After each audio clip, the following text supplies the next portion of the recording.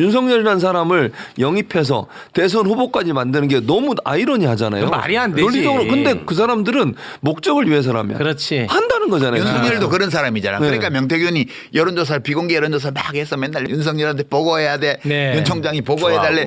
아크로비스타 같은데 막 들락날락하고 막 그러잖아요. 네. 그게 다 맞는 거예요. 딱 맞지. 네. 오로지 내가 이겨야 된다. 이기고 싶다. 권력을 내 걸로 만들고 싶다. 이 생존 욕구, 생존 본능에만 거의 올인한 사람들. 그렇지. 아. 그런 사람들일수록 명태균 씨와 같은 스타일의 사람들의 조언을 잘 받아들여요. 이런 사람들이 이제 많이 이야기하는 게 또 능력 이런 얘기 많이 한다고. 네. 그러니까 이준석도 DNA가 맞는 거라고. 그렇지. 딱 떨어져. 근데 중요한 거 우리나라 국민의 원래 반이 보수를 지지하잖아요. 네. 그렇죠. 그 정당은 썩었을지라도 어쨌든 많은 대한민국의 보수를 지지하는 사람들은 이익을 또 쫓아가기도 하는데 네. 이렇게 된다면 진보는 아주 불리한 거 아니에요? 작은 흠결에도 진보는 와장창 깨질 수 있는 거고 네. 보수는 어느 오물을 나라나 뒤집었어도 계속 아니 나타날 수 근데 있는 봐봐. 거잖아요. 뭐 저는 잘 들어서 지금 말씀드리는 건데 이 자체가 어떻게 보면 보수적 뇌가 자연스럽지 않아? 그럼요. 그렇죠. 자연스러운 거야. 맞아. 진보적 뇌는 굉장히 부자연스러운 거야. 네. 그치? 인간의 본성에서 그 하던 대로 하는 거. 그렇지. 이게 기본이에요. 네. 그러니까 물리학에서도 관성의 법칙이 기본이에요. 그렇죠. 멈춰 있는 것은 멈춰 있으려 하고 움직이는 것은 계속 그 움직이려 방향으로 하고. 움직이려 한다. 이익을 쫓으면서 좀 도덕적으로 살 수는 없는 거예요? 아니 그러니까 그러자고 우리가 노력하는 거고. 그래서 뭐 진보도 나오고 뭐 그러겠지. 네. 아니 그 보수 쪽도 그 옳게 살려는 걸 안 하는 건 아니에요. 둘 다를 해요. 생존과 자기 이해 둘 다를 해요. 그러니까 이익과 의미 둘 다를 추구해요. 네. 근데 그 비중이 다른 거야. 어. 이 생존을 추구하는 이 본성이 아주 강한 쪽이 보수가 되고 워낙 강해. 그다음에 이제 그게 좀 덜 강한 쪽 또는 양쪽이 좀 균형을 이루고 있는 쪽 이쪽이 진보가 돼요. 그러니까 진보 쪽도 자기 이익을 안 챙기냐 하면 절대 그렇지 않아요. 챙기겠죠. 그쪽도 자기 이익을 엄청 챙겨요. 네. 그래요? 그렇지만 후한무치하게 얼굴에 철판 깔고 챙기지는 못해. 그러니까 이제 좀 뭐 잘못된 게 있으면 막 죽어버린다든가 나락하잖아요. 은퇴해버린다든가 네. 이렇게 해버리잖아요. 그게 인간의 스타일이 좀 다른 거예요. 그렇지. 내가 어느 쪽이 좋다고 말하는 거 아, 아니에요. 맞아요. 네네. 그냥 그렇다고. 네, 그렇다는 거죠. 네. 그래서 생존보다 뭔가 더 중요한 본인의 가치가 있을 때는 생존마저 포기하는 일이 그렇죠. 발생하는 거 굉장히 이상한 현상이잖아요. 그렇죠. 예. 그러니까 보수 쪽에서는 죽었다 깨도 감옥에 가서 막 몇십 년 선고를 받아도 절대 죽는 법이 없어요. 근데 진보 쪽은 나의 존재로 인해서 나의 동지들이 나와 함께 뜻을 추구했던 사람들이 곤경에 처했다. 그럼 자기를 버려버려요. 그런 사람들이 그 생기는 옳고 좋다는 얘기 절대 아닙니다. 그냥 그렇다고. 네, 절대 아닙니다. 가슴 네. 아파요. 근데 가슴 아픈 민주진영 얘기지. 쪽에 있다가 저쪽으로 넘어간 분들이 이구동성으로 하는 얘기가 그분들 그 얘기는 하더라고요. 저쪽으로 가면 앉아가지고 얘기하는 것들이 쓸데없는 얘기가 별로 없어. 그래서 의미 있는 얘기를 한단 말입니까? 그랬더니 아니 이익이 되는 돈이 되는 얘기를 꼭 하나는 알려준대요. 같이 얘기를 해보면 주식 뭐 사라. 어느 아파트가 그 뜬다더라. 명태균 씨도 맨날 꼭 땅 사라 뭐 하잖아. 네, 주식 사라, 예. 땅 사라. 명태균 씨도 다 했더라고. 그래가지고 보니까. 넘어가서 거기서 느끼는 감동들을 설파하고 다니는 사람들이 있다. 감동들. 야 이쪽이 훨씬 먹을 게 많아. 나 빌딩 샀잖아. 막 이렇게 자랑하고. 그러니까 실리적이고. 네. 근데 자본주의 사회에서 돈은 중요한 거 아니에요? 그러니까. 그럼요. 비트코인 지금 얼마인지 알아요? 아니 그러니까 1억 3천이에요. 그러니까 이게 뭐 옳고 그르다라는 얘기를 하는 게 아니야 지금. 그냥 그렇다고. 네. 죄송합니다. 이제 그러다 보니까 지금 명태균 사태로 우리가 들여다보면 정말 우리가 봤을 때는 사회적으로 엄청 성공했던 사람들, 사회적으로 어마어마한 이력을 가진 사람들도 자신한테 이익을 갖다 주는 사람한테는 욕을 처먹어도 가만히 있어. 네. 와 그건 진짜 저는 좀 소름 돋았거든요. 어떤 수모를 당해도. 어떤 수모도 감내하더라고. 그러니까 와. 그게 저는 물론 최욱 씨는 좋고 나쁘고의 의미가 없다고 얘기하지만 공동체 사회 전체를 위해서 어떤 것이 유익하냐 우리가 고민해 봐야 될 문제라고 생각해요. 그러니까 예를 들면 자기 이익에 충실한 것들이 본능이지만 그 본능이 다른 사람의 이해나 다른 사람의 생활에 악영향을 미칠 수 있는 요소로 작동할 수 있다는 점도 우리는 고민해 봐야 되지 않겠습니까? 이게 이제 도덕주의적인 논법인데 저는 좀 다르게 얘기를 해요. 둘이 그냥 다른 게 아니고 서로 좀 싸워요. 특히 이제 보수 쪽에서 왜 이재명을 죽이려고 그러냐. 예, 근데 네. 이재명처럼 그 소년 노동자로 하다가 사법시험 합격해가지고 출세했으면 잘 먹고 잘 살아야지. 그렇죠. 왜 용됐으면 용답게 살아야지 왜 개천에 가서 뒹구냐 이거야. 위선자라 이거야. 왜냐하면 자기는 절대 그렇게 안 할 거거든. 그러니까 생존뿐만 아니라 자기 이해의 근거를 두고 공동체 속에서 뭔가를 하려는 사람들을 싫어하고 미워하고 그래요. 그래서 죽이려고 그러는 거야. 그러니까 그 욕망이 워낙 강하기 때문에 윤석열을 지지했는데 실망해서 왜 이재명이를 못 잡아넣는 거야. 이런 사람들이 생기는 거예요. 네. 이런 감정을 막 선동해서 극우 정당을 만드는 거예요. 원래.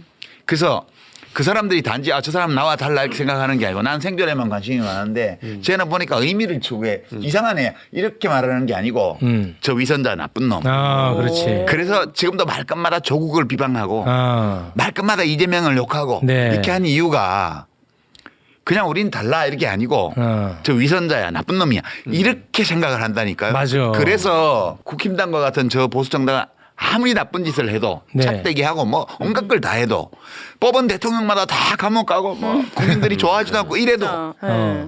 안 망해 당이. 그렇지. 그 사람들을 부추겨서 계속 살아나갈 수 있기 때문에 그게 또 그 사람들이 생존 본능에 딱 부합하는 거예요. 아. 그럼 명태균이 탁 붙을 수밖에 없겠네. 그렇지. 이해가 됐죠? 자석이네 자석이야. 그러면 결국은 자기들의 생존 본능의 정당성의 확보 방식이 그렇게 용이됐는데 다른 행동을 하는 사람을 비난하는 것으로 더 강화되는 거네요. 그렇죠. 네. 그러니까 그 사람들한테는 성공하면 그게 옳은 거예요.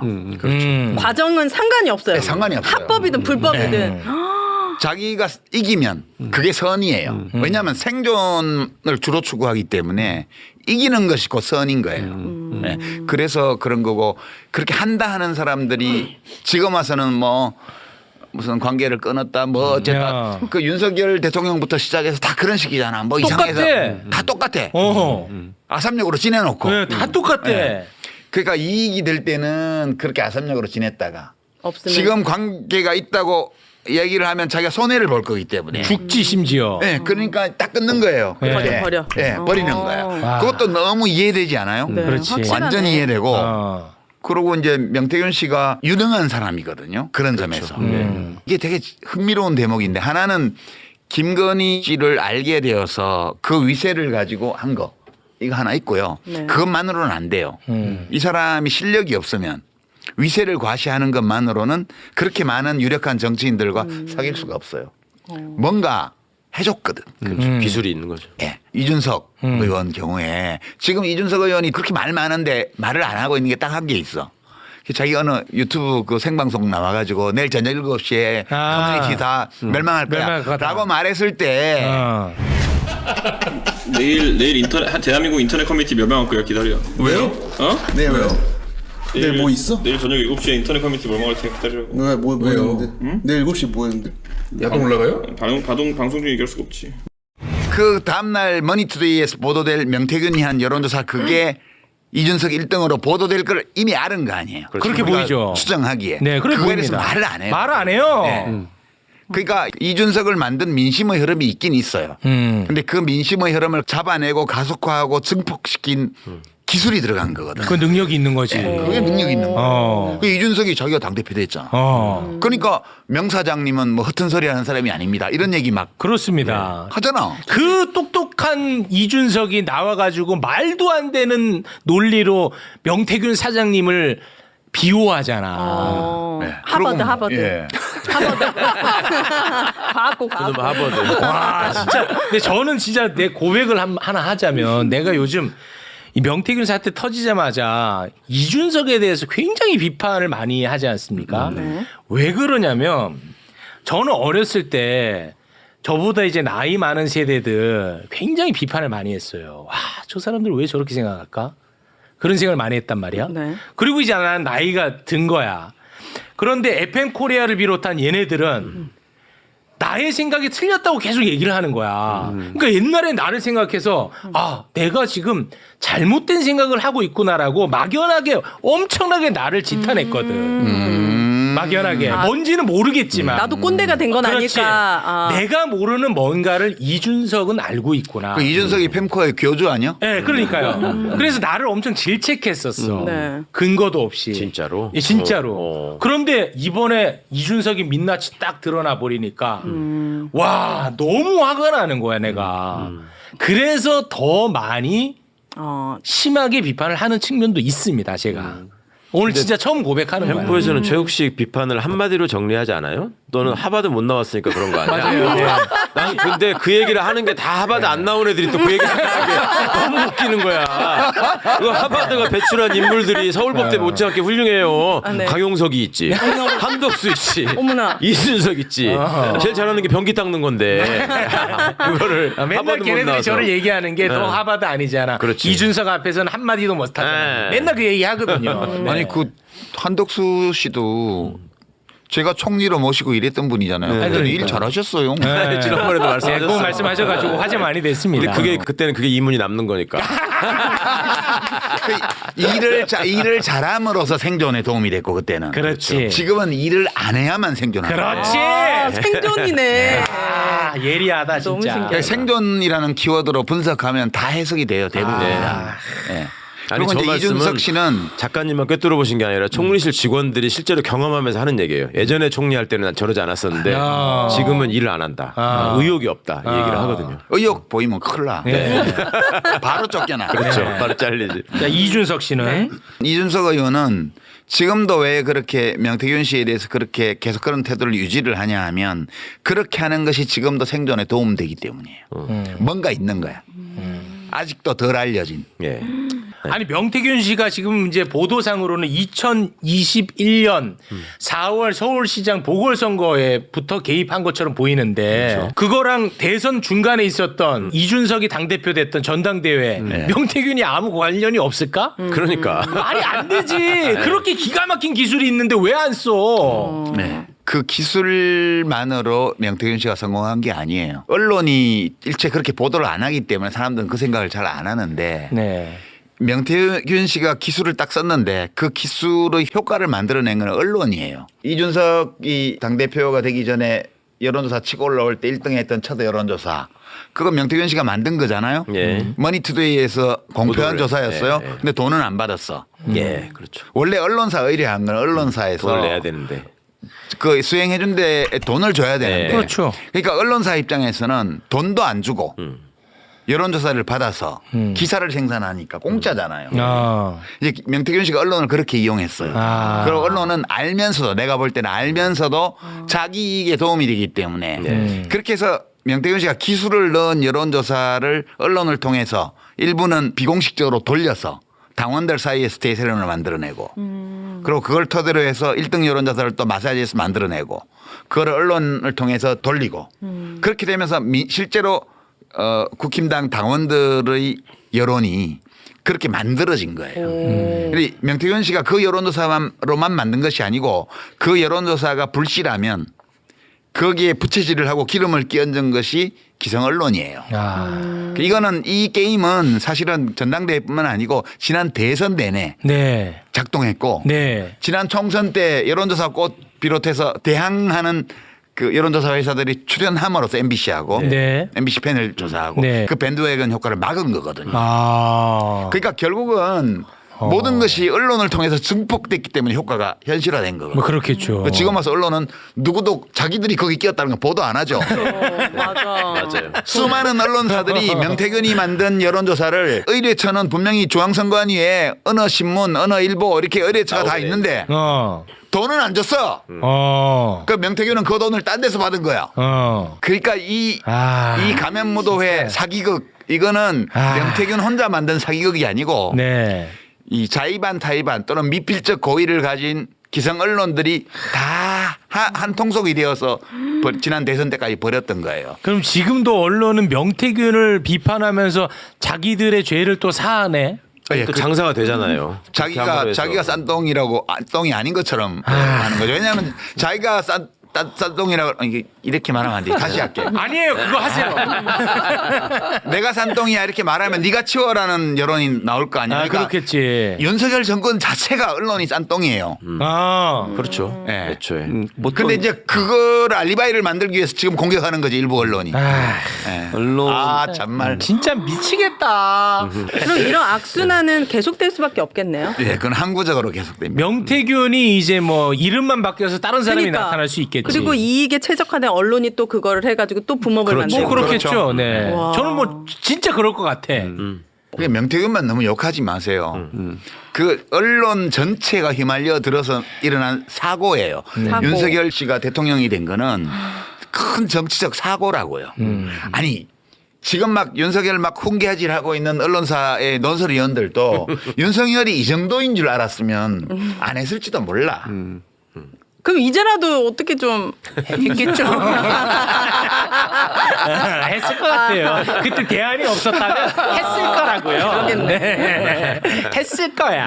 하여튼 그 점을 나는 강조하고 싶어요. 이게 명태균 씨 혼자 한 일이 아니다. 그렇죠. 기술은 명태균 씨가 부렸지만 네. 이 사람이 그 여론조사 결과를 마사지한 걸 혹은 조작한 걸 가지고 언론의 메커니즘을 통해서 여론을 움직이는 이거를 알고 그걸 작동시켰고 언론인들도 그 미필적 고의 최소한 네. 알면서 여기에 같이 한 거예요. 네. 그래서 지금 와서는 다 이제 알리바이를 만들기 위해서 명태균을 까고 있는 거죠. 그렇지. 네. 뭐 항속적으로 반복되던 일이니까. 아. 자, 보십시오. 윤석열 측과 배상윤 측이 물밑에서 예. 이재명 죽이기를 한 것 같잖아요. 예. 그렇죠. 예. 그런데 또 이거 오늘 좀 셉니다. 2023년 7월에는 권성동하고 권성동?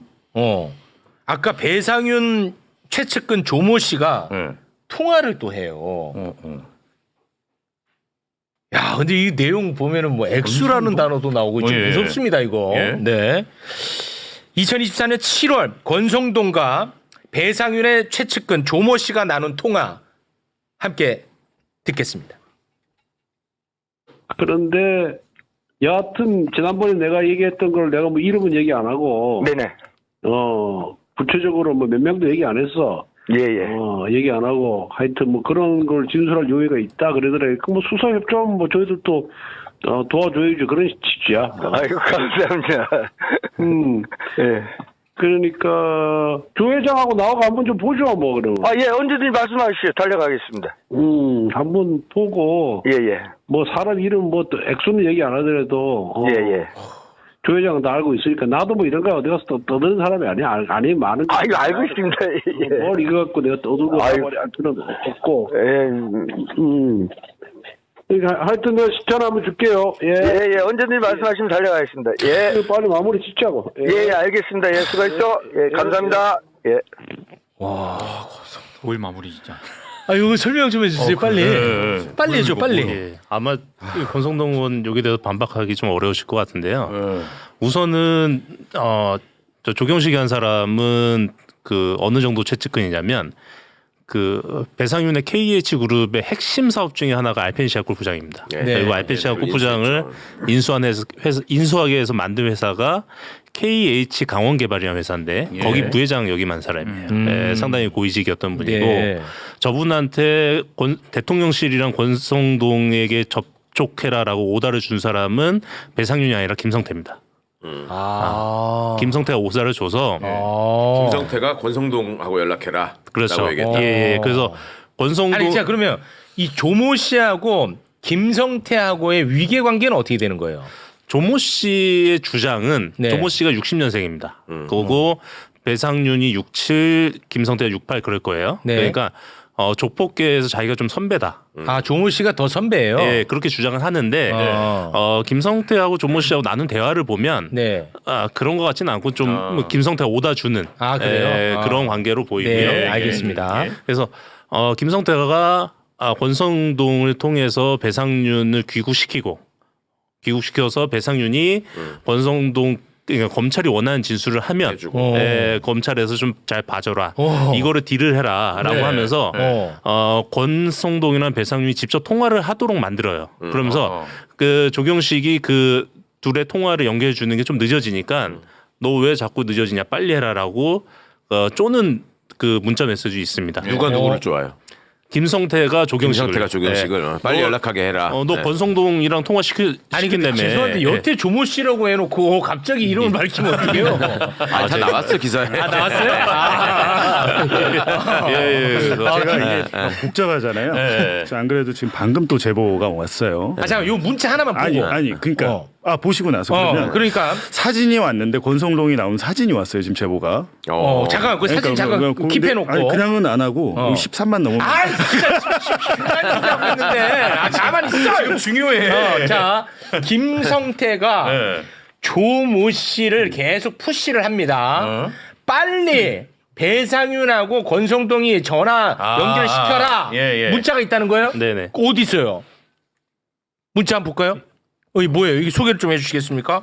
야 난리 났네 오늘. 4시에 권과 배 통화시킨다더만 또 조용하네요. 아 잠깐만요. 일단은 요게 그 액정 이 파란색이 누구예요? 파란색이 조모 씨입니다. 파란색이 조모 씨. 그리고 하얀 건 하얀 거는 누구예요? VIP 코드 1이 김성태입니다.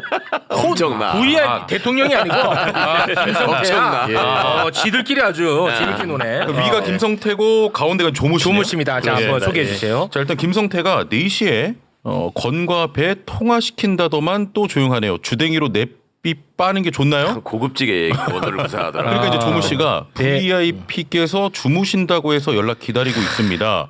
그랬더니 나 말고 배랑 통화시킨다고 했고 내가 통화할 의미 있나요?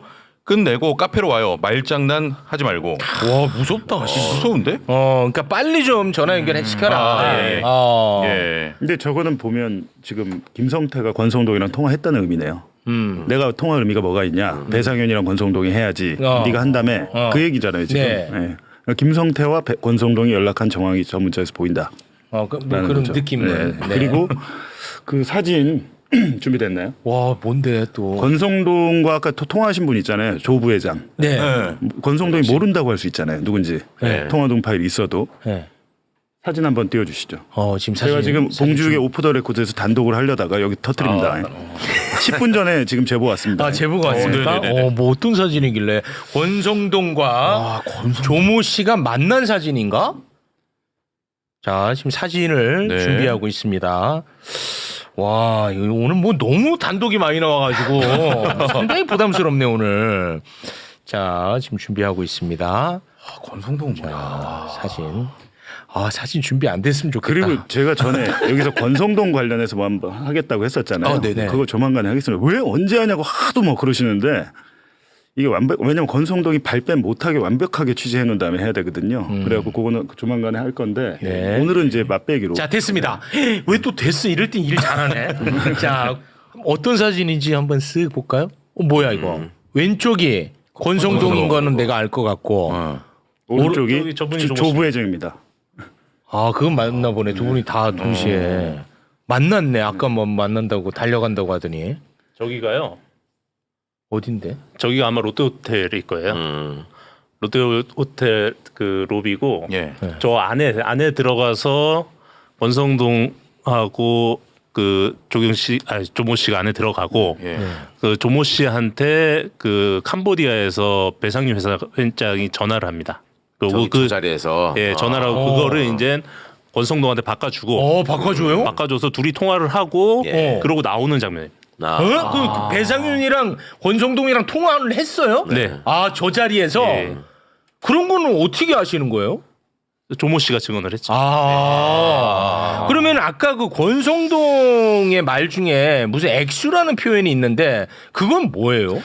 그 얘기는 이건 이제 그 조모 씨 주장인데. 조모 씨 주장. 조모 씨 주장인데 그 저 통화 이전에 그러니까 권성동과 조모 씨가 다 큰 틀에선 합의가 되는 거예요. 검찰이 뭘 어떻게 줄지, 우리가 검찰한테 뭘 줄지 이걸 다 해주고 네. 그러면 검찰이 김성태한테 했던 것처럼 조문식 주장은 이겁니다. 이제 지금 배상윤 회장이 상당히 좀 몸이 안 좋대요. 그 들어오면 일단 구속시키고 6개월쯤 됐을 때 병보소고 풀어주고 그리고 뭐 그 KH 그룹에서 조사하고 구속시킬 사람은 몇 명 정도로 세팅을 하고 이런 얘기를 하고 네. 최종적으로는 이거를 뭐 적당한 선에서 마무리해 준다. 여기까지 얘기하고 이거를 중간 다리를 역할을 하는 대가로 권성동이 요구한 금액이 40억이라고 합니다. 아니 근데 이게 40억이라고 주장을 한다는 거예요? 조문 씨 얘기는 그렇습니다. 진짜 웃기는 게 아니 근데 아니 잠깐만요. 너무 이해가 안 가는 게 뭐냐면은 자 보세요. 그러니까 그거 설명해. 권성동 입장에서는 이재명을 죽이는데 도움을 주는 사람이잖아요. 그렇죠.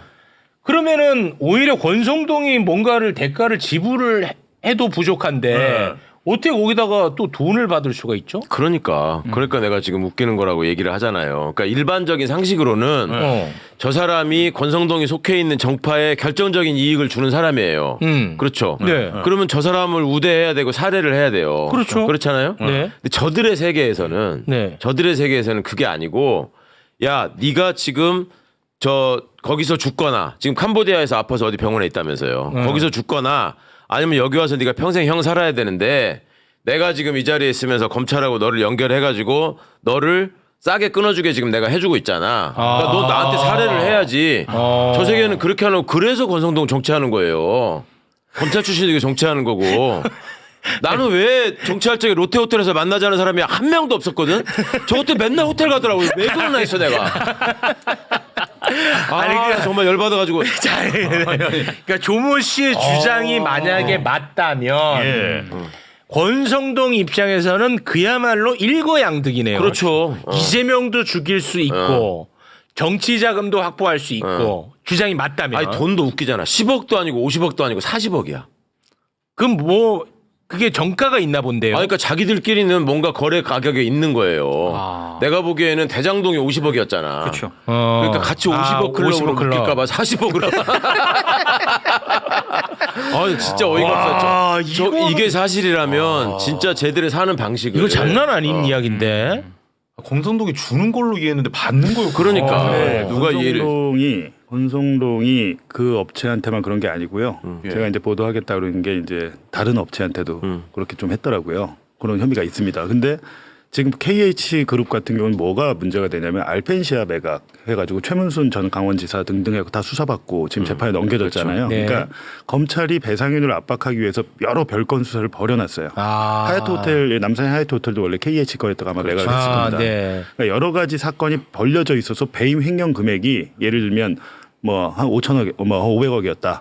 그게 100억이 될 수도 있는 거죠. 이게 이제 형량 거래를 하잖아요. 불법이지만. 근데 그런데 아마 도움을 주는 대가로 봐야 되겠죠. 그러니까 참고로 그 배상윤은 왜 도망갔냐면 본인 그 불법 혐의가 있어요 지금. 그렇죠. 뭐 배임 횡령 뭐 이런 게 어마어마한 규모가 있어. 네. 그래서 이제 도망간 건데 배상윤 입장에서는 그거를 깎아준다면 너무 좋겠지. 자, 여기서 이제 추정입니다. 이게 이제 왜 이런 구조가 만들어질 수 있느냐를 추정해 본다면. 검찰 개혁을 왜 대한민국의 수구 기득권들이 지들이 검사도 아니고 검찰 가족도 아닌데 일치 단결해 가지고 방해하는지 왜 악을 쓰는지 이거를 알 수 있어요. 그러니까 저거를 할 수 있는 배상윤의 입장에서 생각을 해보세요. 권성동이 5선 의원이고 뭐 여당의 대표니까 믿을 수 있다. 그것만으로는 되지 않아요. 권성동이 검사 출신이라는 게 중요한 거예요. 그리고 제가 권성동 입장에서 만약에 저런 어떤 악의를 가지고 자기를 세일즈를 했다고 하면은 예를 들어 야 너 내가 강원랜드 옛날에 그거 해가지고 무죄 받는 거 안 봤어? 이런 게 중요한 마케팅 포인트가 되는 거예요. 전부 다 시나리오예요 이거는.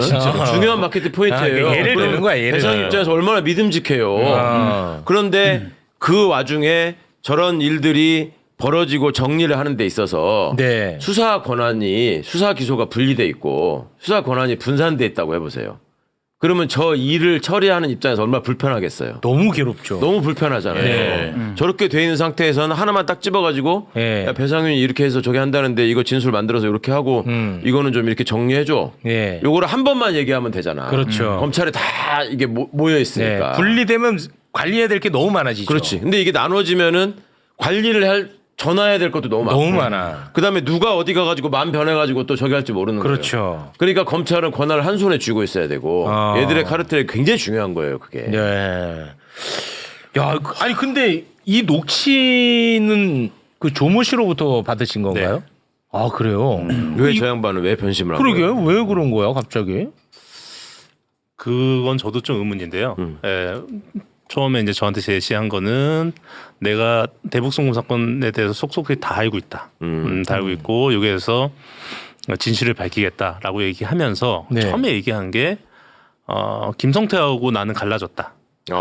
하지만 우리 상윤이는 네가 도와줘야 된다. 아. 예, 근데 사실 김성태는 지금 다 털었으니까 네. 예, 지금 뭐 정권의 도움을 받을 필요는 없어요. 네. 예, 그래서 그냥 배상률만 남은 상황이고 네. 이렇게 얘기하면서 요 녹취를 저한테 줬고요. 예, 그리고 아마 더 많은 녹취가 있지 않을까 싶은데 그리고 그 다음에는 당신 내가 원한다고 하면 배상윤이 양심 선언을 할 수도 있다.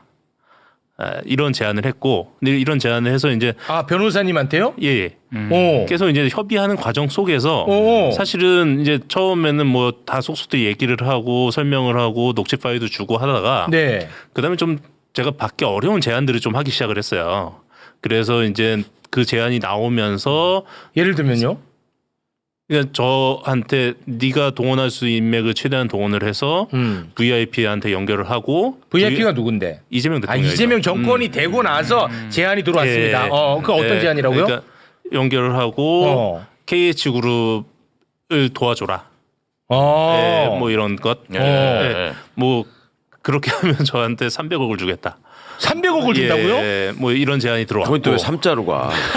300억이라고? 그런데 사실은 40억이든 300억이든 이분 KH 그룹한테는 껌값인 게 지금 대충 얘기가 나오고 있는 횡령 금액이 4천억이에요. 그러니까 네. 그러면 4천억이면 추징금이 4천억을 때려맞을 수 있는 건데 네. 이걸 예를 들어서 반으로만 줄인다고 하더라도 300억 주고 반 줄인다고 껌값이지. 하면 껌값인 거죠. 예, 그래서 더 불렀구나 김광민이. 김광민이. 더 불러서 결명됐구나. 혼자만 3자잖아. 더 불렀어? 네, 그런 과정 속에서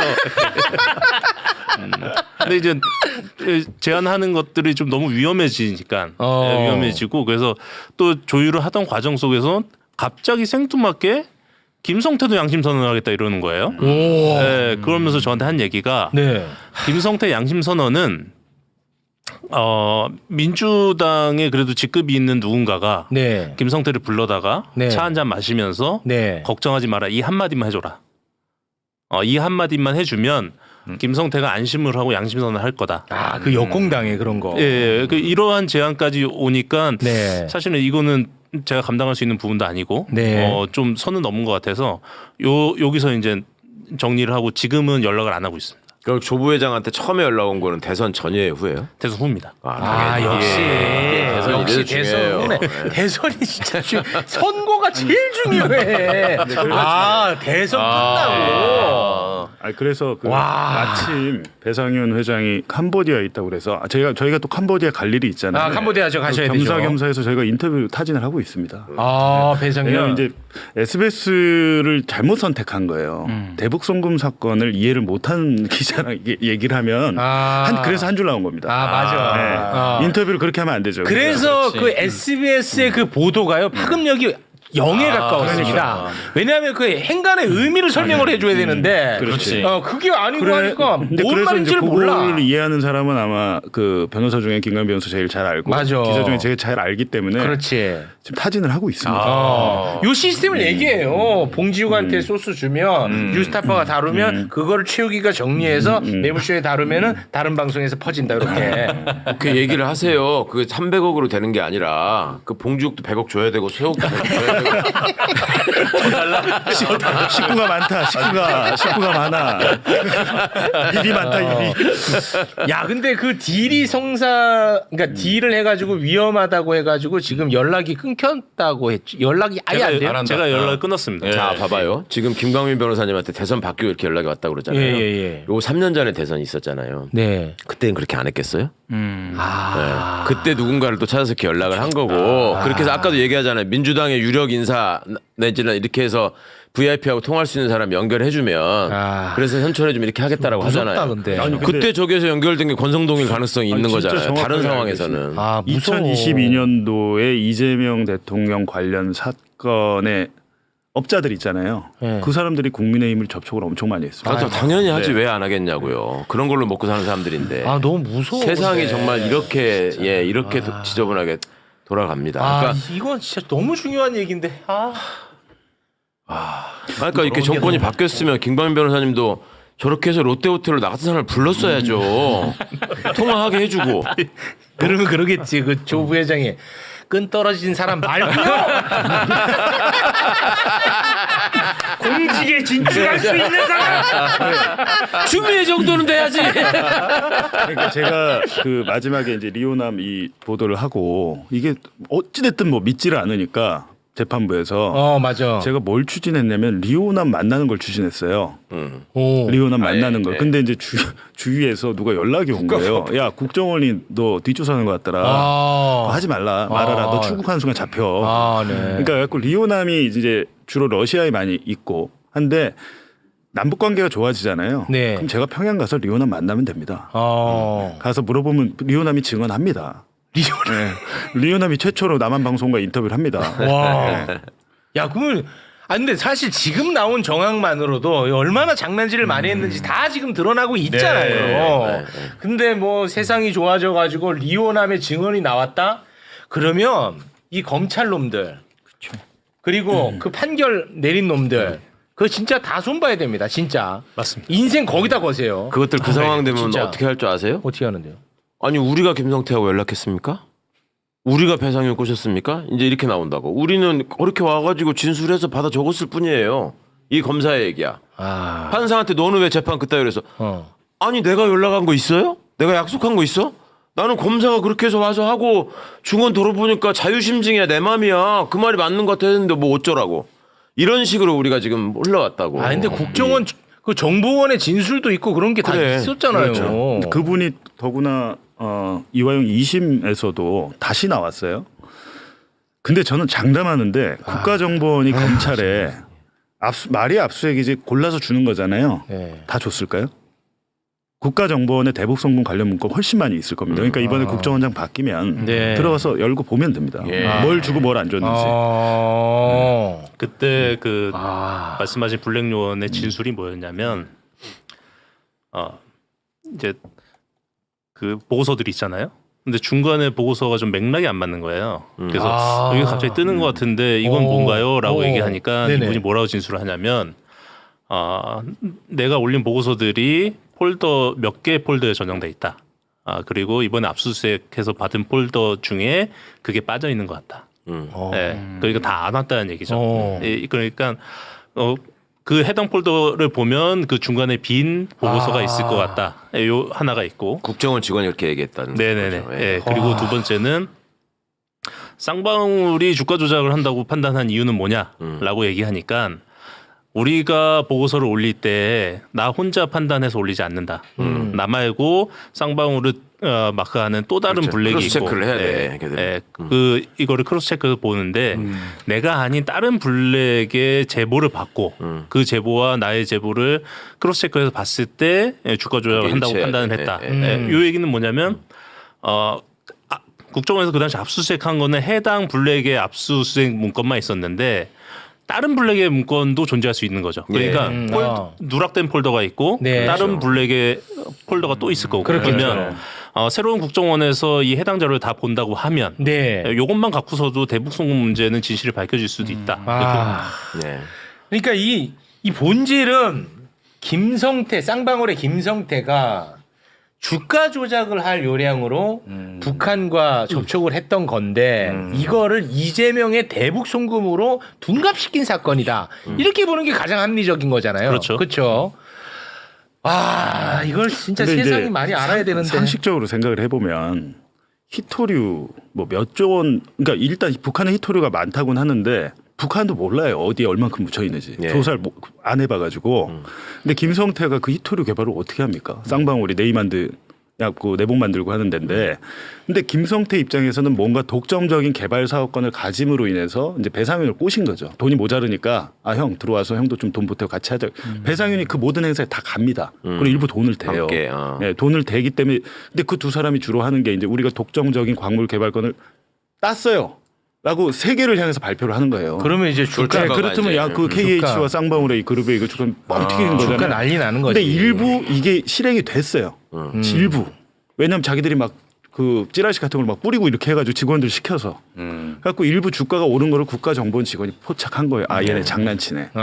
라고 해가지고 국정원 보고서에 담은 겁니다. 근데 김성태하고 배상윤은 전적이 있는 사람들이라니까요. 그렇죠. 주가 조작 전적이 있는 사람들이야. 예전부터. 처벌을 받은 사람들이라고. 예. 근데 이거를 이재명의 대북 송금으로 와, 나 정말 미친다. 근데 물 밑에서 이런 전화를 하고 있었다라는 사실. 이거 정말 무섭습니다, 진짜. 여기서 좀 한번 짚어주셨으면 좋겠는 게 이게 이제 법적 절차에 들어가가지고 우리가 국정원 문건을 이제 김광민 변호사님 지적하신 것처럼 예. 다 받아볼 수 있으면 참 좋을 것 같잖아요. 그죠? 네. 그러면 이제 우리는 그런 상황이 되면 어떡하냐면 아니 각 기관별로 권한이 다 있고 하니까 절차에 따라서 하는 게 맞다.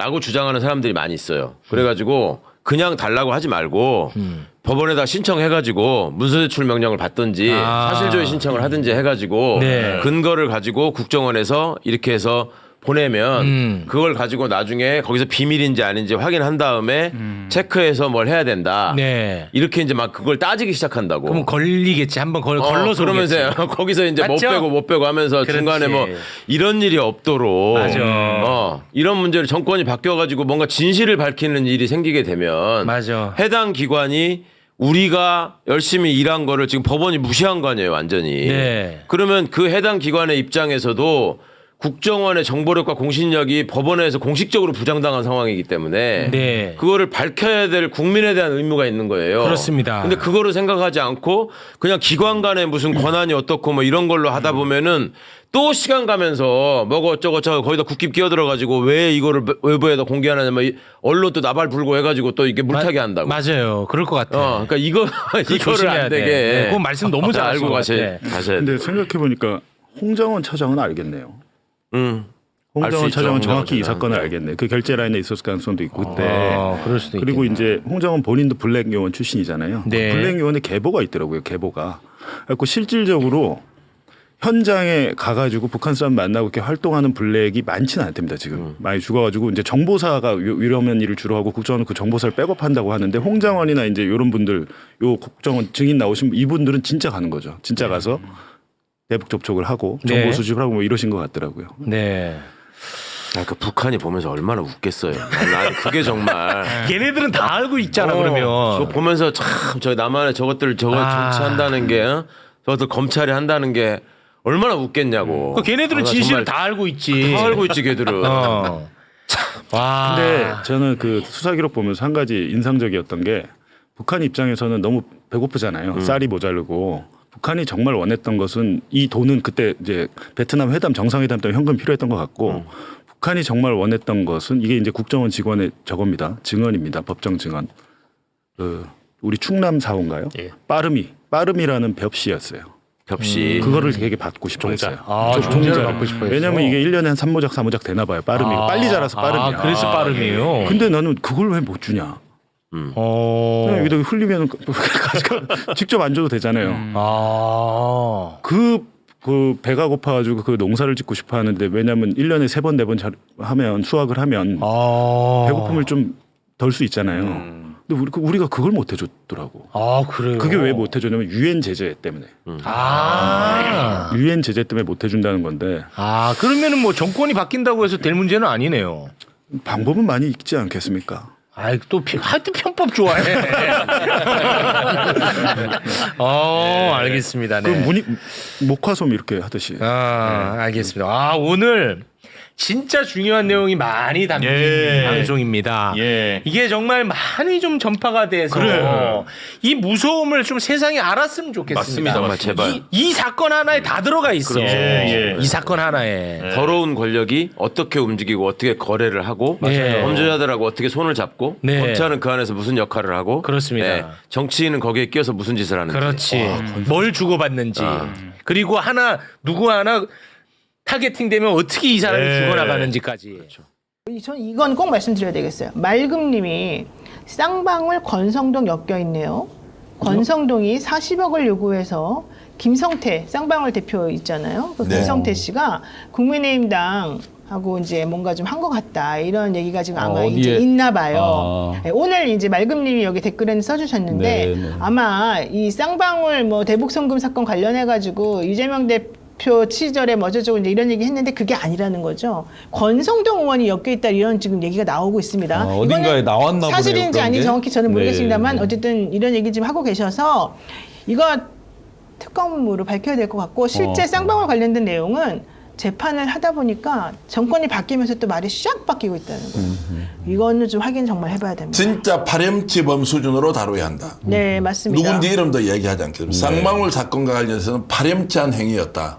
그리고 거기에 정치인들이 엮여 있다면 그 정치인도 배후 공작 충분히 거래를 했을 가능성이 높다. 맞습니다. 지금은 맞습니다. 원한을 갖기 위해서 응징을 하는 것이 아니라 숨겨진 진실을 하나하나 드러내서 국민들한테 밝혀야 한다. 네. 쌍방울의 사주가 어떤 짓을 했는지 서울 바닥에서 모르는 인간들이었고 거기에 그렇죠, 동원됐던 그렇죠. 검사 출신 변호사들 자축 파티 할 때 들어갔던 인간들 그들이 바깥에서 공모해서 저질렀던 일 하나하나를 진실로 밝혀서 국민들에게 정말 이실직고해야 한다라는 마음으로 정말로 8번 세권 수준의 수사 반드시 필요하다. 응징이나 보복이 아니다.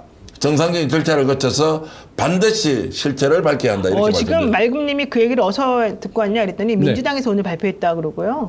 EJK님도 쌍방울 대북송금 권성동 의원하고 연관되어 있다 얘기하시고 많은 분들이 얘기하시는 젊은 태양님도 오늘 기자회견했다 이렇게 얘기를 하시는데 이거 만약에 밝히게 되면 그렇게 사람을 올가매고 거짓으로 그러면은 자기는 아닌 척하면서 한 사람을 죽이기 위해서 그렇게 공작을 했다는 거 아닙니까? 이건 도대체 용서할 수가 없는. 그렇죠. 권성동 의원 정말 이 말을 팩트를 다시 한번 보고 한번 체크를 한번 해봐야 될 것 오늘 같습니다. 저 청문회 이런 쪽에만 집중해서 보느라고 이거 이 부분을 놓친 것 같습니다. 확인 다시 한번 해봐야 될 것 같은데 만약에 이 말이 사실이라면 정말 대한민국 검찰 정말 용서할 수 없다. 그리고 국민의힘도 그렇고 권성동 의원도 그렇고 그동안에 어쩌면 그렇게 다른 사람한테 죄를 덮어씌우면서 말도 안 되는 식으로 이 상황을 만들어 나갔는지 본인들이 정말 반성하고 확실하게 이 해명을 해야 될 것 같습니다. 국민의힘에 있는 땡땡땡 최소 4사람은 모든 대형 사건에 다 연루됐을 수가 있다. 알아요? 그 네 명 땡땡땡 누군지? 지금은 이제 바로 또 고소해보면 또 조사받으러 가야 되니까 제가 조심을 해야 되는데 그들은 모든 사건에 다 연루돼야 돼. 검찰과 관련된 것, 경찰과 관련된 것 그리고 캐비넷에 무엇이 있는지 이걸 가지고 거래를 충분히 하고도 남을 자들이고 그들은 국가를 위해서 한 것이 아니라 사적 이익을 취하기 위해서 충분히 하고도 남았을 사람이다. 땡땡땡. 저는 그 땡땡땡 플러스 김성태가 사실은 처음에는 이재명 대통령하고 아무런 상관이 없다고 얘기했다가 중간에 말이 샥 바뀌던 타임이 있어요. 저는 그렇게 말이 바뀌는 타임에 검찰이 어떤 공작을 했다라는 걸 옛날에 과거 재판을 통해서 사실 제가 여러 번 목격한 바가 있기 때문에 그때 되게 의심을 많이 했었었는데 아무리 내가 말해도 뭐 사람들이 별로 이제 그거에 대해서는 말을 못하게 하니까 말을 안 하고 있었는데 이제 드디어 밝혀졌구나. 근데 그 나오는구나. 재판이 진도가 너무 많이 나갔잖아요. 예를 들어 그러니까요. 이화영 부지사 이런 재판 같은 경우 이제 너무 진도가 많이 나간 거잖아요. 그렇지만 어쨌든 이제 만약에 이게 또 사실이라 그러면 또 사면도 해드려야 되고 뭐 이거저거 해야 될 게 많겠죠. 근데 어쨌든 그건 나중 일이고 중요한 건 실제 진실이 무엇인지 밝혀내는 것이고 만약에 이게 정말 사실이라 그러면 판사님들도 재판 그런 식으로 하면 안 됩니다. 판결을 그런 식으로 했으면 잘못된 거죠. 새로운 사실이 나오면 공소 취소할 수 있는 것도 아닌가요? 안 돼, 이제 1심이 끝나서 공소 취소는 안 되면 3심까지 갔으니까 한 얘기죠. 그러면 이제 지금 재심 청구를 해야 되는 겁니까? 그렇죠. 재심 청구를 통해서 가든지 나옵니다. 나오는 게 취재했던 많은 사람들이 있어요. 그런데 윤석열이 저렇게 포괄적으로 가면서 끌고 가는데 정말로 저항 못하면서 이렇게 상황을 볼 수밖에 없었던 사람들이 있지 않습니까? 취재했던 기자들도 많고요. 그리고 얼굴 드러내지 않고 지금 그 취재했던 이런 여러 가지 엑스파일 이런 것도 맞습니다. 존재했고요. 네. 그분들도 엄청난 내용을 지금 가지고 있는데 이제 이런 식으로 해서 만약 민주당이 터뜨리고 검찰에서 다시 검찰이든 뭐 특검에서 수사를 하지 않습니까? 다 나오게 돼 있습니다. 왜냐하면 네. 숨긴다고 숨겨집니까? 맞아요. 파렴치범들. 화이트님 저보고 사면이라니 무슨 그런 소리 하지 마세요. 했는데 이 사면은 그 사면이 아니에요. 이것은 그 이화영 부지사와 관련된 실체적 진실이 밝혀졌을 때 그 진실과 관련된 내용을 얘기를 하는 것이고요. 검찰이 해체돼야 된다라는 이 명분을 제공하고 있는 이 충격적인 소식들인데 쌍방울 사건이 또한 그렇습니다. 이 역시도 저희는 예상을 했던 바긴 하지만 애초에 KH그룹을 잡아 조진 이유가 니네가 책임지고 이재명을 엮어서 죄를 만들어라 라고 하는 하명이 있었기 때문이라는 거죠. 지난 5일날 국회 법사위 제1소위 검찰개혁 입법청문회에서 조경식 전 KH그룹 부회장이 증인으로 나와서 쌍방울 대북 송금 사건과 관련해서 증언을 했습니다. 네, 핵심은 이겁니다. 검찰이 유명 정치인 이름을 넣어야 살려준다고 협박을 하면서 KH그룹 임원 17명을 구속할 정도로 강압적인 수사를 했다라는 겁니다. 임원을 17명 했으면 전주부터 시작해갖고 기업체들 식구들을 다 잡아 쳐놓은 거예요. 솔직히 아직도 완전 대기업들도 그렇지만 이런 중소상장 기업들 같은 경우에는 대부분 임원들 진이 80% 이상이 가족이에요. 아빠가 대표이사면 엄마가 감사고 아들이 주주고 뭐 최대 주주이거나 상무이고 이런 게 이제 태반이거든. 근데 그런 상황에서 이사들이 이렇게 잡아넣었다는 결국 가족들 잡아넣었다는 거예요. KH그룹 가족들. 그래놓고 이재명이 했다라고 니들이 증언만 해주면 빠져나올 수 있다라고 회의를 했다는 거죠. 이러한 아이디어를 제공한 사람이 안부수 아태평화교류위원장 이 사람이었다는 것까지도 정확하게 얘기를 했습니다. 결국 대북 송금 사건이 아무런 상관이 없거든요. 이재명 대통령하고. 근데 검찰이 이렇게 압박을 하고 자꾸 얘기를 하라고 하니까 그렇게 해서 조작이 된 거라는 얘기를 폭로를 한 겁니다.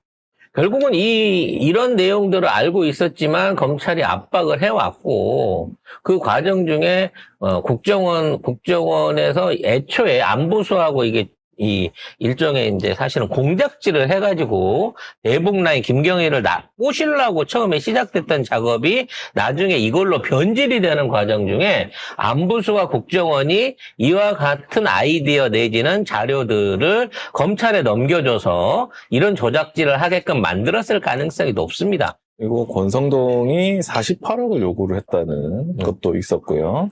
그래서 지금 권성동이 또 48억을 요구를 했는데 권성동하고 친구, 그다음에 배상현 회장의 지인이라는 황성일 씨가 있어요. 이 사람이 권성동하고 요 배상현 부회장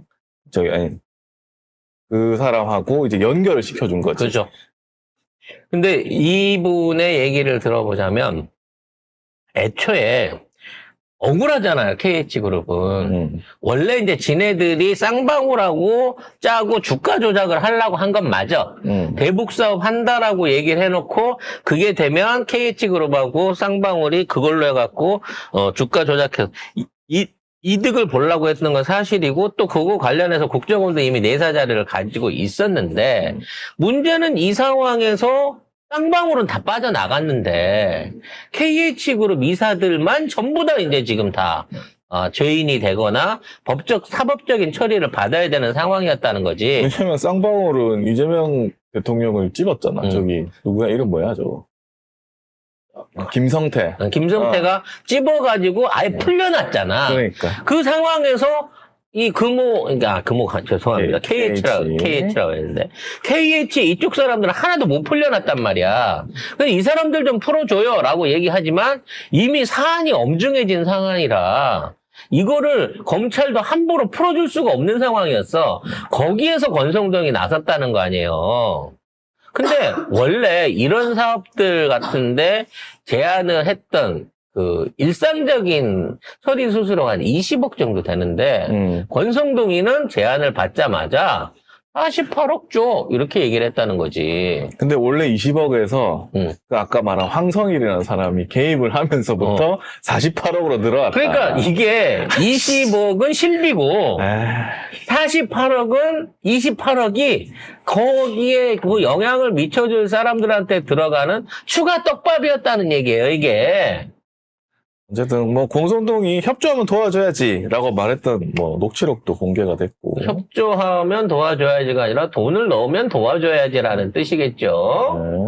결국 이와 같은 사안들을 봤을 때, 자, 일단 검찰은 어떻게든 이재명의 정치 생명을 끊기 위해서 국정원과 같이 공모를 해서 진짜 사실상 조작질을 한 거고요. 간대기가 처먹었는데. 그리고 이런 과정 중에서 권성동은 이 내용을 알고 있으니까 나중에 이걸 정리해주는 조건으로 또 삥을 뜯으려고 한 거죠. 돈 욕심이 한도 끝도 없는 거예요. 당시 수원지검 박상용 검사가 가급적으로 이재명 대통령을 사건에 연루시키려고 했다.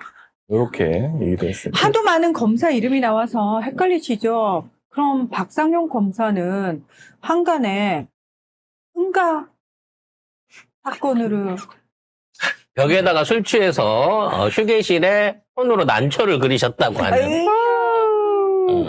그분입니다. 왜 화장실에 그려도 되는데 휴게실까지 가갖고 자기 작품을 민원인들도 다 보고 있을 텐데 거기다 남기려고 했을지 모르겠는데 이분 변화의 대가이신 김상용 검사가 박상용 검사가 네. 나는 아니다. 나는 짠 적이 없다. 나 아니다라고 억울함을 호소하고 계십니다. CCTV에 다 찍혔는데 네. 저 사람은 내가 아니다. 저 사람은 술 먹은 개다 뭐 이런 의미겠죠. 똥검이었어? 네. 그래서 똥검 박상용이 이거를 가장 강력하게 밀어붙였다고 합니다. 이게 아무래도 똥 때문에 쪽팔린 것도 있고 하니까. 뭐가 쪽팔려? 지가 해놓고는. 아니 내가 했어도 사실 쪽팔리잖아. 네.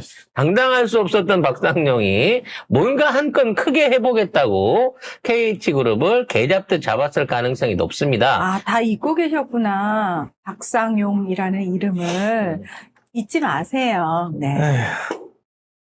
아, 그 작품이 아직도 저는, 네, 보고 싶어요. 자, 아무튼, 이런 상황에서 저는, 권성동이 48억으로 가격을 올린 데는 별도의 이유가 따로 있다라고 생각이 듭니다.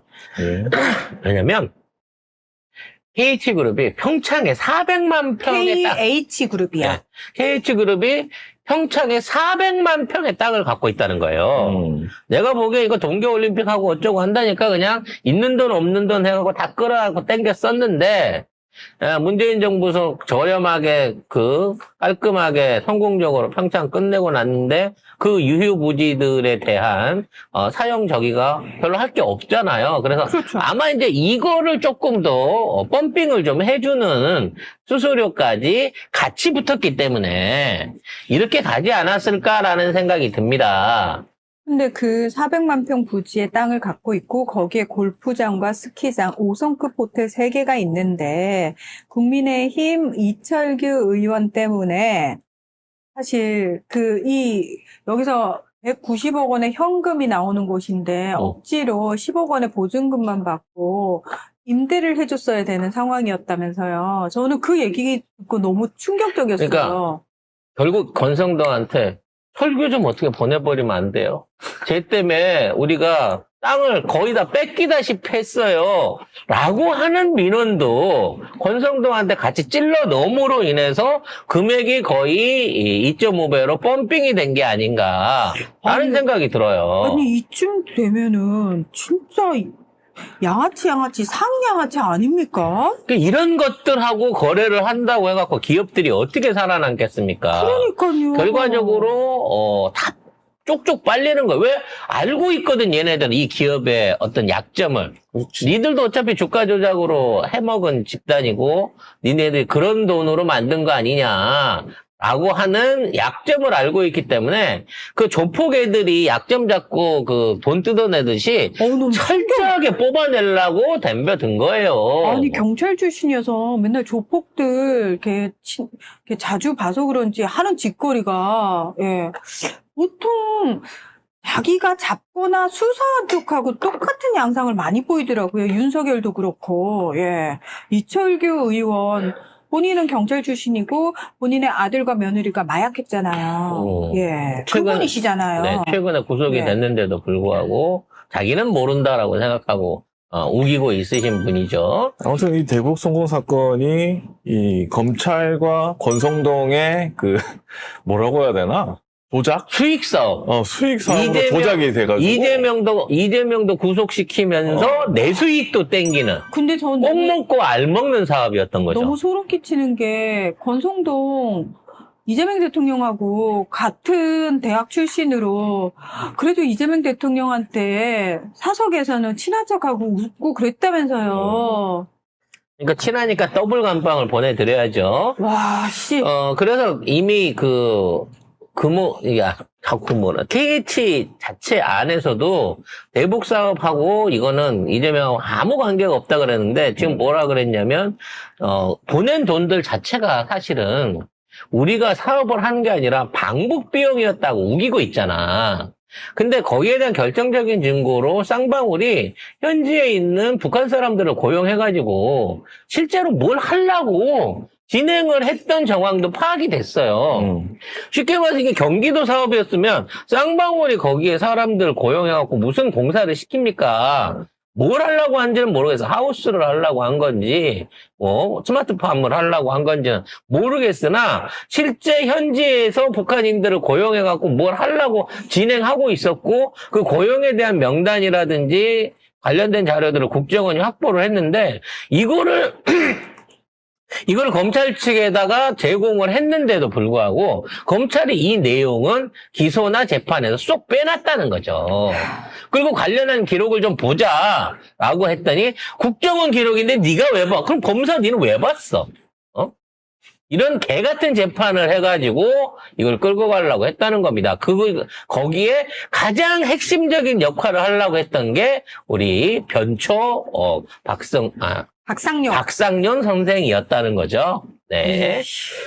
자, 관련해서도 당시에 이제 그 조사실 옆으로 불러가지고 연어회도 사주고 소주도 사주고 그랬다.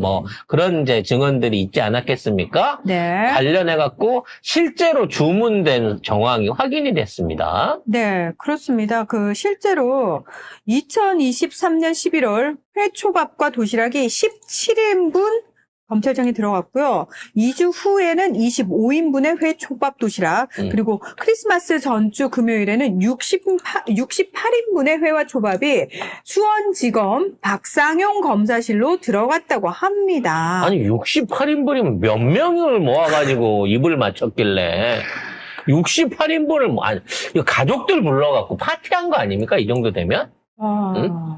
어떻게 60인분이 넘는 도시락이 들어가요? 이게 영수증에 있기 때문에 이거 피할 수 없는 증거이기도 합니다. 그럼 그거를 검사랑 대지라는 용의자랑 둘이서만 68인분을 어떻게 먹냐고. 아유 그때 우리 검찰청 수사관들 고생하고 그래서 내가 여기 좀 파티 좀 했어요. 파티 좀.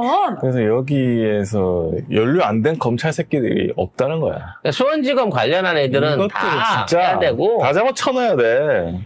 아이고 진짜. 정말 할 일 많다. 이러니까 1년 동안 조사하다 보면 왜냐면 1년 동안 공소청 유지해서 넘어가기 전까지는 얘네들은 못 그만둘 거 아니에요. 공소청 가기 전에. 이 상황에서 이런 것들 하나하나들 전부 찾아내가지고 관련자 이 쫄따구까지 다 처벌해야 된다니까.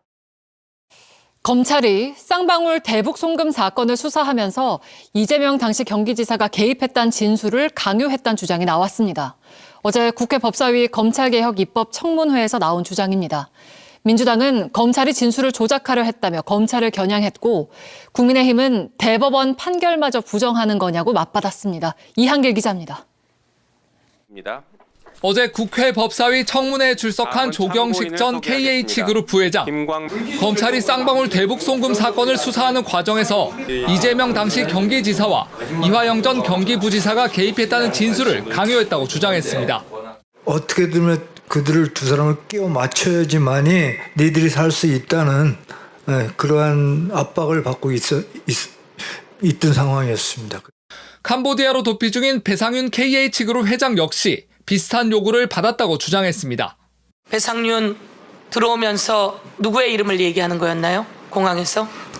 말씀드려도 되겠습니까? 네. 이자 제자 명자입니다. 이화영.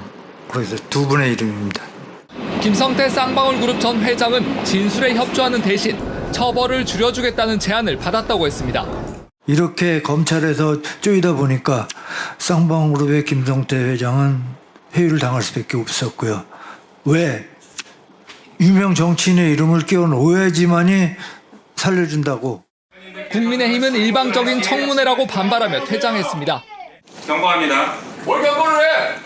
대북 송금 사건과 관련해 이화영 전 경기부지사는 대법원에서 유죄가 확정됐습니다. 이재명 대통령에 대한 재판은 중단된 상태입니다. 국민의힘은 민주당이 대법원 판결까지 부정하려 한다고 했습니다. 한마디로 국회에서 수사와 재판을 다 하겠다. 이재명 대통령 재판을 청문회를 빙자해서 뒤집겠다라는 지금 시도를 보이고 있습니다.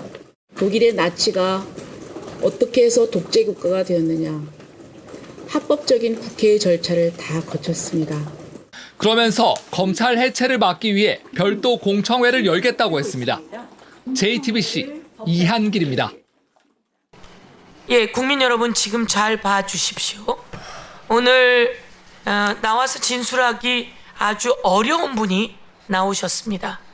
조경식 부회장께서 나오셨는데요. 조경식 부회장과 관련해서 같이 사진 찍은 게 있죠? 한번 올려봐 주세요. 권성동 의원과 조경식 부회장이 같이 사진 찍은 게 있습니다. 그거 찾아서 올려봐 주시고요. 우리 조경식 부회장님은 권성동 의원과 어떻게 해서 만난 사이인가요? 그리고 오늘 이 자리는 어떻게 해서 나오게 되었습니까? 예. 저희 그룹 일 때문에 만나게 되었습니다. 예? 저희 그룹 일 때문에 만나게 그룹은 KH그룹인가요? 예, KH그룹. 제일 처음에는 쌍방울 그룹이었죠. 예, 쌍방울 그룹. 22년도 12월이었죠. 예, 쌍방울 그룹에서 저렇게 권성동 국민의힘 의원과 지금 조경식 KH 부회장이시죠? 예, 지금. 둘이 만나셨죠? 네. 예. 저렇게 48억 얘기도 나오고 합니다. 48억은 우리 조경식 회장님이 말씀하신 액수인가요? 그쪽에서 요구한 겁니다. 아, 그쪽에서 요구한 겁니까? 그쪽이라고 하시면? 권 박사님의 그 베프가 있습니다. 영월에, 강원도 영월에 황성일이라고요. 그 친구는 저희 사이 친구고요. 그 친구의 이제 소개로 만나서 일을 부탁드리면서 저희 KH 부회장이 아시겠지만 적색 수배자로 지금 캄보디아에 도망가 있습니다. 그 귀국하는 구명을 위해서 뵙게 됐고 거기에 대해서 금전은 원래는 20억에서 마무리 지려고 했던 건데 황성일이가 중간에 끼어들면서 롯데호텔에서 저 사진이 이제 그 롯데호텔 로비입니다.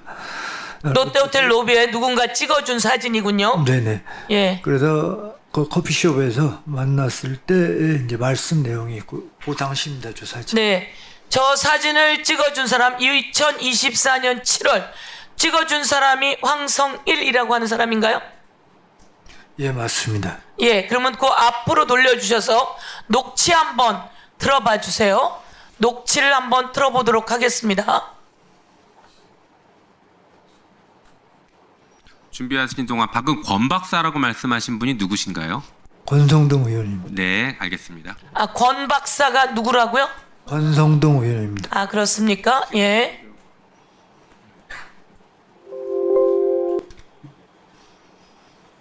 그런데 여하튼 지난번에 내가 얘기했던 걸 내가 뭐 이름은 얘기 안 하고 구체적으로 뭐 몇 명도 얘기 안 했어. 예.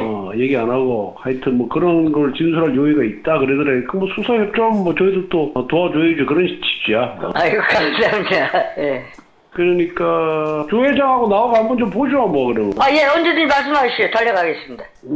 한번 보고. 예. 뭐 사람 이름 뭐 액수는 얘기 안 하더라도. 예. 조 회장은 다 알고 있으니까 나도 뭐 이런 거 어디 가서 떠드는 사람이 아니야. 아니 많은. 알고 있습니다. 예. 이거 갖고 내가 떠들고. 안 들어도 됐고. 예. 그러니까 하여튼 내가 시간 한번 줄게요. 예. 언제든지 말씀하시면 달려가겠습니다. 예. 빨리 마무리. 저 녹취는 몇 월 며칠 날 녹취입니까? 아까 거 들어주세요 그대로. 24년 7월 8일 녹취라고 되어 있습니다. 맞습니까? 예, 거의 그 시기입니다. 저기 2024년 7월 8일 녹취라고 되어 있고요. 그리고 아까 두 분이 만난 날은 저건 7월 8일, 두 분이 만난 날은 7월 24일로 되어 있네요. 예. 그러면 저기서 이제 뭐 협조하면 도와줘야지. 사진은 띄워두세요 계속. 협조하면 도와줘야지 이런 말씀을 하시고 그랬는데 저게 이제 쌍방울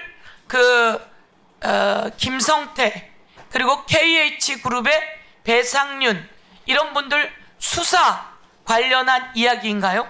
맞습니다. 그러면 지금 김성태 씨는 감옥에 있는 상황 아니었습니까? 그 당시에요? 네. 작년에 나와 있었습니다. 작년 1월 21일 날 1년 구속 만기로 나와 있습니다. 그러면 나와 있고 그러면 무엇을 도와준다는 이야기죠? 저희 KH그룹에 저 얘기를 이제 원래는 저 얘기가 시작이 아니었는데요. 네. 저희 KH그룹의 강원도 평창에 예전 그 동계올림픽 그 400만 평의 저희 그 골프장하고 스키장 이런 게 있습니다. 5성급 호텔 3개가 있고요. 그 안에요. 그런데 그 이철규 의원 때문에 만나 뵙게 돼서 지금 이 얘기가 저렇게 이제 진행이 다 된 겁니다. 다른 것까지. 원래는 이철규 의원님 때문에 그 부탁을 드리기 위해서 뵙게 된 거죠. 시작은. 예, 그렇게 해서 만나 뵈었고 이철규 의원도 권성동 의원도 강원도이면서 또한 도움을 받게 된 것이고 네. 배상윤 KH그룹 회장은 지금 어디에 있습니까? 현재 캄보디아에 있습니다. 적색 수배자로. 적색 수배자로 들어오지 못하고 있군요. 예. 그런데 언제 들어올 계획이 있었습니까? 그 당시 롯데호텔에서 국제전화 통화를 제가 권 박사한테 직접 해줬습니다. 그래서 제 앞에서 통화했습니다. 그러면 권성동 의원하고 KH그룹 회장 배상윤 씨하고 직접 통화를 했습니까? 예, 했습니다. 적색 수배가 되어 있는 사람인데요. 죄송합니다. 제가 연결했습니다. 예, 그렇게 연결이 되게 된 것이네요.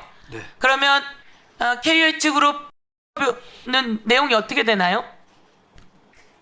지금 존어미싱 VIP가 관련이 없다는 그런 내용이었습니다. SBS 인터뷰입니다. 배상윤 회장이 이렇게 이야기를 합니다. 캄보디아에 있다고 말씀하셨죠? 예. 캄보디아에서 자신과 김성태 회장이 북한과 업무 협약을 맺은 건 사업 이득을 위해 비밀리에 추진한 것으로 당시 경기도와 아무 관계가 없다고 하는 내용입니다. 비밀스럽게 돈을 주는데 경기도가 어떻게 끼겠습니까? 이재명 지사님하고 경기도하고는 전혀 무관한 일인데 이렇게 나와 있습니다. 그렇죠? 맞습니다. 예, 세상이 떠들썩했던 일입니다. 그래서 이재명 당시 경기도지사, 더불어민주당의 당대표, 대통령 후보와 연결하려고 했던 일인데요. 제 시간이 다 돼가니까 이따가 또 한번 질문을 하는데 그 사이에 우리 김광민 의원님도 변호사님도 있고 하시니까 한번 물어볼게요. 과연 KH그룹 회장이 이제 멀리서 들어오지 않으면서 경기도하고는 전혀 무관한 일이다 이렇게 증언을 하고 있는 겁니다. 네. 그리고 오늘 이렇게 나오기까지 우리 조경식 회장님은 마음이 아주 많이 혼란스러우셨을 텐데 어떤 마음으로 나오시게 된 겁니까? 저희 그룹이 지금 아시다시피 그룹 회장 부인이라는 친구들 다 양대 그룹의 부인들이 국세청에 의해서 신용불량자입니다. 그 회장 아들이라는 큰아들, 작은아들, 딸들도 신용불량입니다. 이렇게 검찰에서 쪼이다 보니까 쌍방그룹의 김성태 회장은 회유를 당할 수밖에 없었고요. 왜? 유명 정치인의 이름을 끼워넣어야지만이 살려준다고 그러면서 그 당시에 도망갔다 강제로 잡혀 들어왔을 때 저희 그룹의 모든 임원진들, 관계된 임원진들은 17명이 구속이 됐습니다. 그런 와중에 저희 또 그 다음 타겟가 이제 저희 이제 KH 쪽인데 그렇게 두고 볼 수 없어서 작년 제가 정확한 날짜는 모르겠습니다. 그 말씀드리겠습니다. 제주 항공이 떨어진 그 달인데 그 전에 그 약 10일 전에 JTBC 이서준 기자랑 저랑 유명 정치인이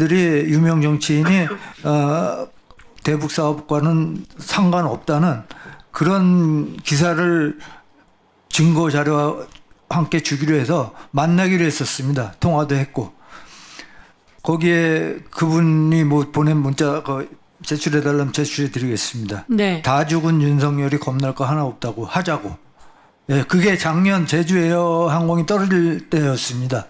그 당시에는 지금 현재 민주당의 두 분들이 굉장히 곤란한 처지에 계실 때고 예를 들어 뭐 그분들한테 무슨 도움을 받으려고 그걸 깔라고 그런 게 아니라 그룹 자체와 또 정의라는 그 마음에서 그걸 터뜨리려고 그랬었는데 그 제주가 비행기가 떨어지는 사고 때문에 현장 다니고 그러다 보니까 미뤄졌습니다.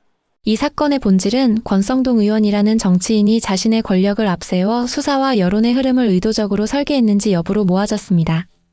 국회 청문회 증언을 통해 구체적 정황이 밝혀졌고 고발까지 이어지면서 단순한 정치 공방을 넘어서는 단계로 발전했습니다.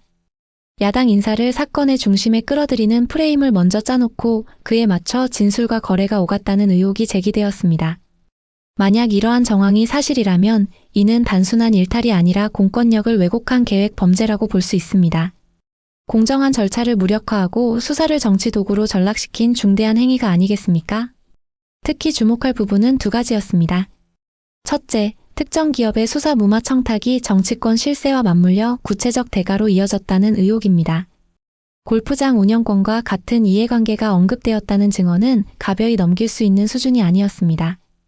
둘째, 대북 송금 사건을 특정 인물에게 씌우기 위해 사건의 서사를 인위적으로 구성하려 했다는 정황입니다. 이는 수사의 본질을 벗어나 정치적 목적을 위해 절차와 진술을 조작한 것이라 평가할 수 있습니다. 두 가지가 결합된다면 권력형 부패와 조작 수사가 한 지점에서 맞닿는 셈입니다. 법적으로도 쟁점은 분명했습니다. 변호사법 위반과 알선 수재죄가 성립하기 위해서는 불법적 알선이 존재했는지 그리고 금전적 재산적 대가가 오갔는지가 핵심입니다. 이미 고발이 접수되었고 사법 절차가 개시될 예정이므로 앞으로 통신 기록, 자금 흐름, 일정표 같은 객관적 증거가 공개될수록 권성동 의원의 책임 범위가 더 분명해질 것입니다. 만약 의혹이 사실로 드러난다면 이는 입법부 중진이 수사와 여론을 거래한 사건으로 기록될 것입니다. 반대로 무혐의를 주장하려면 구체적이고 일관된 자료 제시가 필요하지 않겠습니까? 정치적 의미도 무겁습니다. 권력이 수사의 방향을 설계하고 그 설계가 실제 사건의 결론으로 이어진다면 시민이 기대하는 공정과 중립은 사라집니다. 사법 절차가 진실을 가리는 법정이 아니라 특정 서사를 유통하는 시장으로 전락하는 것이 아니겠습니까? 이번 사안에서 가장 우려되는 지점이 바로 그것입니다. 정치인의 이해관계가 수사 절차 위에 놓이고 그 과정에서 국민이 위임한 권한이 사유화된다면 이는 민주주의의 근간을 흔드는 심각한 문제입니다. 결국 이번 사건은 누가 누구를 고발했다는 형식이 핵심이 아닙니다. 권성동 의원이 사건을 기획하고 대가를 매개로 사람과 서사를 배치했는지가 본질입니다. 증언은 이미 공개의 장에서 드러났고 사건은 형사 절차로 넘어갔습니다. 이제는 자료와 증거로 사실을 가려야 할 시점입니다. 만약 권성동 의원이 공적 지위를 이용해 수사와 여론을 왜곡한 것이 확인된다면 그 대가는 반드시 법정에서 치러져야 합니다. 반대로 자신을 방어하려면 모든 자료를 투명하게 꺼내어 같은 무게의 증거로 반박해야 할 것입니다. 그 최소한의 성실함조차 없다면 시민의 평가는 이미 내려진 것이나 다름없습니다. 여러분은 이번 사안을 어떻게 보셨습니까? 권성동 의원의 행위에 대해 어떤 책임이 적절하다고 생각하십니까? 수사와 정치의 경계를 바로 세우기 위해서는 어떤 조치가 필요하다고 보십니까? 여러분의 생각을 댓글로 남겨주시면 감사하겠습니다.